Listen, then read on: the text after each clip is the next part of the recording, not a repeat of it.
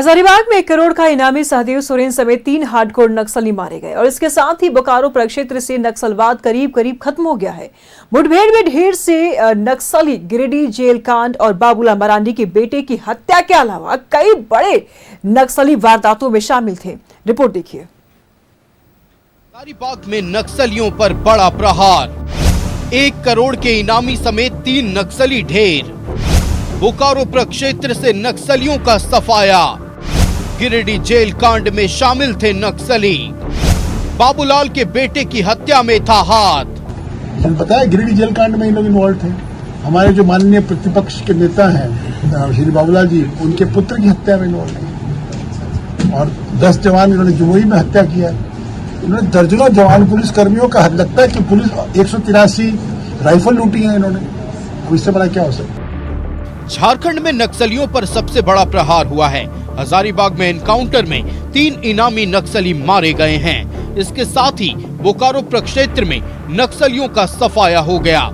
केंद्रीय गृह मंत्री अमित शाह ने एक्स पर पोस्ट किया है कि इस ऑपरेशन के बाद उत्तरी झारखंड के बोकारो क्षेत्र से नक्सलवाद पूरी तरह से समाप्त हो गया है।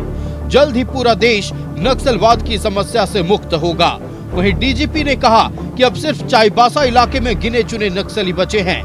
इस साल 1 जनवरी से अब तक 29 नक्सली मारे जा चुके हैं। 1 जनवरी से लेकर के अभी तक 29 लोगों को मार गिरा है। ये सिर्फ नक्सली है, इसके अलावा अपराधी अलग है। राज्य का टॉप अपराधी अमन साहब भी इसी प्रकार से पुलिस को चैलेंज किया तो मारा गया पलामू। नक्सलियों के खिलाफ मिले इस बड़ी सफलता के बाद डीजीपी अनुराग गुप्ता ने ऑपरेशन में शामिल अधिकारी और जवानों की पीठ थपथपाई। डीजीपी ने कहा कि पुलिस के प्रहार से बचने के लिए लगातार नक्सली सरेंडर कर रहे हैं, जिसके कारण नक्सलियों में भगदड़ मची है। देखिए वहाँ पे तो भगदड़ मची हुई है नक्सलियों में। वो लोग तो मुझे लगता है राइफल लेकर के अपने लोगों की रक्षा करते रहते हैं कि हमारे जवान भाग के फिर से पुलिस के पास न चले जाए।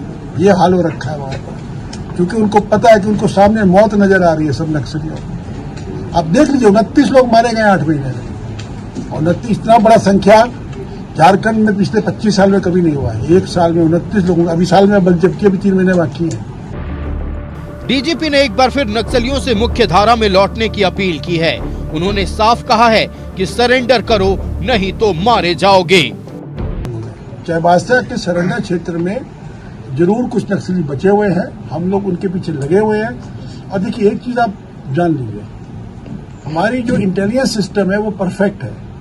आज की तारीख में हमें पता है एक नक्सली कहाँ पर है, इसीलिए हम उनको बोलते हैं बार बार कि सरेंडर कर जाओ। क्यों मरने मारने पे उतारू हो, क्यों अपनी जान गंवाते हो, क्यों अपने परिवार को बेघर कराते हो। सरेंडर कर जाओ और इस लड़ाई को खत्म करो।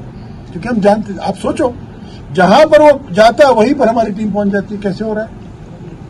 हमारे पास परफेक्ट इंटेलिजेंस है।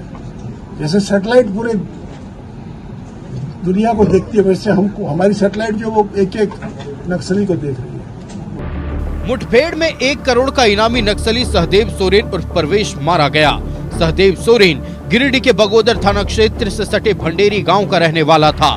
गांव में उसकी पत्नी और बच्चे रहते हैं। सहदेव के दोनों बेटे पढ़ाई कर रहे हैं। सहदेव के मारे जाने के बाद भंडेरी गांव में सन्नाटा पसरा है। सहदेव की पत्नी ने कहा कि सहदेव से उसकी आखिरी मुलाकात 2-3 साल पहले हुई थी।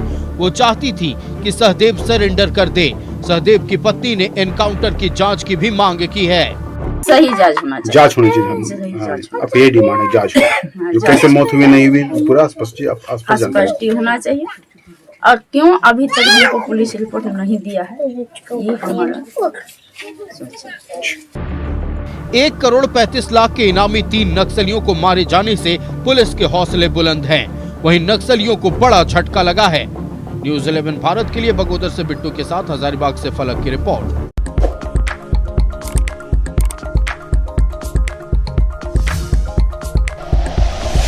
Like and share videos, subscribe करें हमारा चैनल और प्रेस करें बेल आइकॉन। न्यूज़ 11 भारत, सच है तो दिखेगा।